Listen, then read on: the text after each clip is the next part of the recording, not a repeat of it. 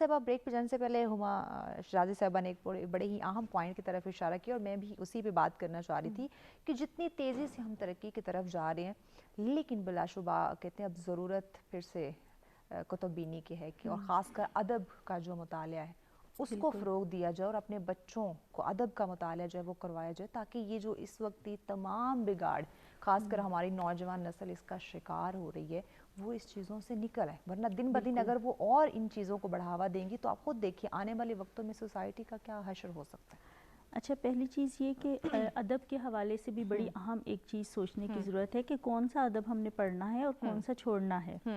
मसला सबसे बड़ा जो इस वक्त हमारे लिए पैदा हो रहा है वो ये है कि हमारे पास, अगर बच्चों के अदब के हवाले से आप बात कर रही हैं, तो बच्चों के अदब के हवाले से पहले आते थे रसाइल, आते थे हमारे पास छोटे छोटे, जैसे तालीम व तरबियत हो गया, बच्चों की दुनिया हो गया, यही मशहूर होते थे। आमतौर पर हर घर में जो है वो यही रसाइल नज़र आते थे।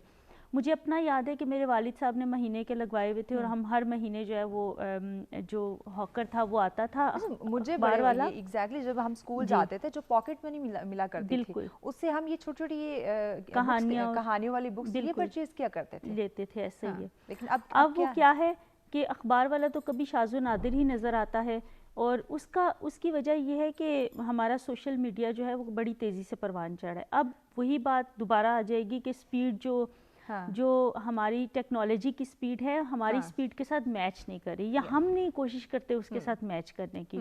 अब वही तमाम चीज़ें सोशल मीडिया पे भी मौजूद हैं, वही तमाम चीज़ें हमारे पास दोनों सूरत में दस्तयाब हैं।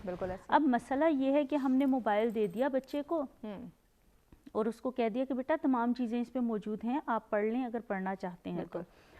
साथ उस पे नजर ही नहीं रखी कि वो क्या चीज़ पढ़ रहा है। मर्जी पे अगर पढ़ना चाहते हो तो पढ़ लो। और अब वही बात है कि हमने नजर ही डंडा लेके खड़े होते थे कि तुमने ये पढ़ाई करनी, ये चीजें तुमने पढ़नी है, ऐसा ही है।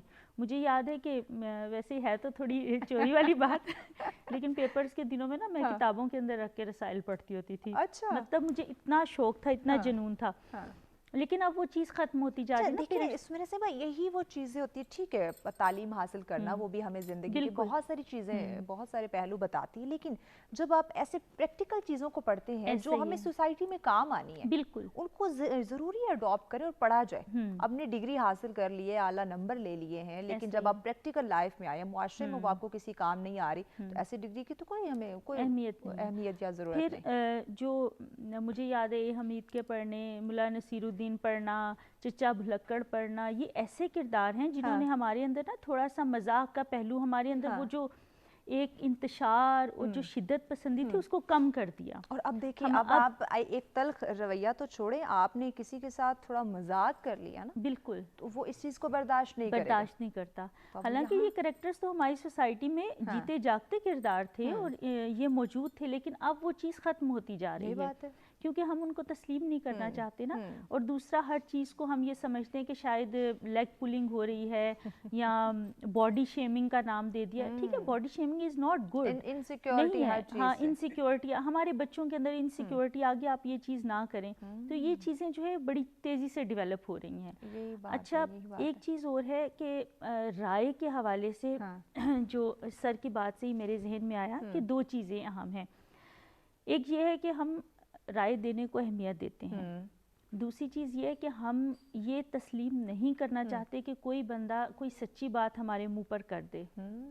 ये बहुत अहम चीज़ है। बिल्कुल, कि दोगलेपन को ना हम खुद ही सोसाइटी में डेवलप करते जा रहे हैं कि यार सच्ची बात कोई हमारे मुंह पे आके करेगा तो वो हमसे तस्लीम नहीं होगी। इस चीज़ में जो है कड़वा होता है। हाँ, सच कड़वा होता है। अब जब हम सच को हजम करने की सलाहियत अपने अंदर पैदा करेंगे तो तब ही बहुत सारे मामला तो वैसे ही हल हो जाएंगे। अब वो जो बाहमी मशवरे की बात की, इस्लामिक पॉइंट ऑफ व्यू से भी बात की, तो ये तमाम चीज़ें खुद ब खुद ही हमारे अंदर डेवलप होती जाए।